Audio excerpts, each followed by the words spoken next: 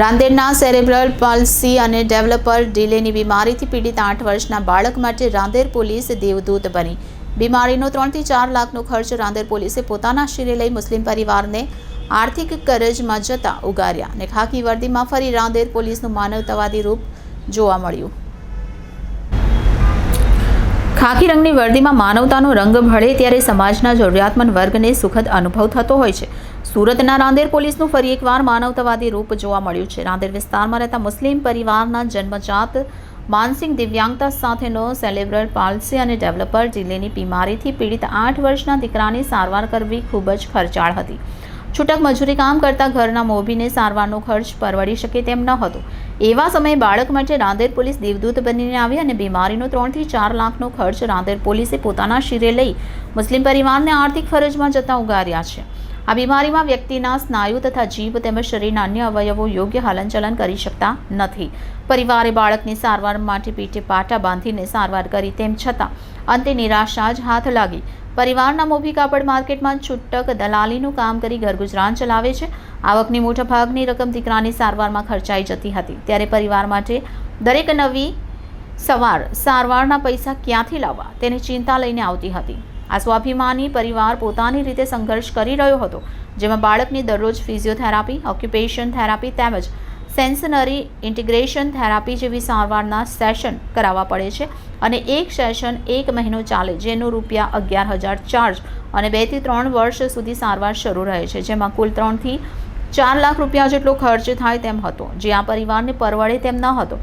રાંદેર પોલીસની સેવા ભાવના વિશે અવારનવાર સાંભળ્યું હોવાથી અંતે પરિવાર રાંદેર પોલીસ સ્ટેશને મદદની આશાએ પહોંચ્યું હતું. પોતાના સંઘર્ષ ભર્યા જીવનમાં ગમે તેવી નાસ્તિક વ્યક્તિને પણ ઈશ્વર યાદ આવતો હોય છે. ત્યારે પરિવારને દીકરાની સારવાર માટે તબીબની સાથે પોલીસ પણ મદદ કરશે તેવા વિશ્વાસ સાથે રાંદેર પોલીસ સ્ટાફને મળ્યા હતા. Police inspector M.K. ગોસ્વામીએ જણાવ્યું હતું કે આજથી 2 મહિના પહેલા મુસ્લિમ પરિવાર રાંદેર પોલીસ સ્ટેશન આવીને તત્કાલીન પોલીસ ઇન્સ્પેક્ટર A.S. નારાને મળી પોતાની મુશ્કેલીની આપવીતી જણાવી હતી. પોલીસ અને પ્રજા વચ્ચે વિશ્વાસનો સેતુ બંધાય એવી ભાવના સાથે લોકોની મદદ અને સુરક્ષા માટે પોલીસ હંમેશ તૈયાર રહે છે. લોકોની સુરક્ષા સાથે લોકસેવા પણ કરવી જરૂરી છે. Police commissioner Anupamsinh Gehlot, zone 5ના પોલીસ કમિશનર R.P. બારોટ તથા ACP K ડિવિઝન B.M. ચૌધરીના માર્ગદર્શન હેઠળ પ્રજા અને પોલીસ વચ્ચે વિશ્વાસનું વાતાવરણ ઊભું થાય તેવો હેતુ રહ્યો છે. તો વધુમાં તેમણે ઉમેર્યું કે વરિષ્ઠ અધિકારીઓના માર્ગદર્શનમાં માનવીય અભિગમથી પરિવારની શક્ય એટલી તમામ મદદ કરવાનું નક્કી કર્યું. તત્કાલીન પોલીસ ઇન્સ્પેક્ટર અતુલ સોનારાએ, second police inspector M.K. Goswami, surveillance police sub inspector B.S. Parmar, police sub inspector P.G. Gohil, C team તથા C team incharge police sub inspector H.P. Jadeja, ASI Mohsin Hussain સૈયદની ટીમના માર્ગદર્શન સાથે બાળકની સારવાર શરૂ કરવામાં આવી હતી. નાનપુરાના બાળ રોગ નિષ્ણાત ડૉક્ટર ચેતન શાહ સાથે ચર્ચા કરતા તેઓ સારવાર પેટી થેરાપી માટે થતો ખર્ચ ₹11,000થી ઘટાડી ₹8,000માં કરી આર્થિક રીતે મદદરૂપ થયા. તો ડૉક્ટર ચેતન શાહે જણાવ્યું કે આ બાળક જન્મ સમયે મોડો રડ્યો હતો અને સુગર પણ લો થયું હતું. બાળકના જન્મ સમયે NICUમાં દાખલ કર્યું હતું. આ કારણોથી બાળકના મગજના વિકાસમાં વિલંબ થાય છે. એટલે સામાન્ય બાળક કરતાં બાળક ચાલતા અને બોલતા મોડું શીખે.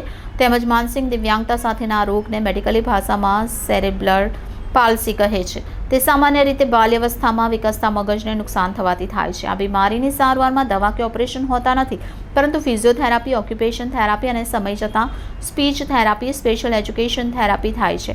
આ બાળકની છેલ્લા ઘણા સમયથી ફિઝિયોથેરાપી ચાલતી હતી, જે ખૂબ ખર્ચાળ હોય છે. એટલે આ ગરીબ પરિવારને પરવડે તે ન હોવાથી પોલીસના માનવીય અભિગમથી પ્રેરિત થઈને બાળકની સારવારમાં હોસ્પિટલ તરફથી સહયોગ આપીને સહભાગી થયા છીએ અને બાળકની સારવારનો તમામ ખર્ચ રાંદેર પોલીસે પોતાના શિરે લીધો છે, એ સરાહનીય છે.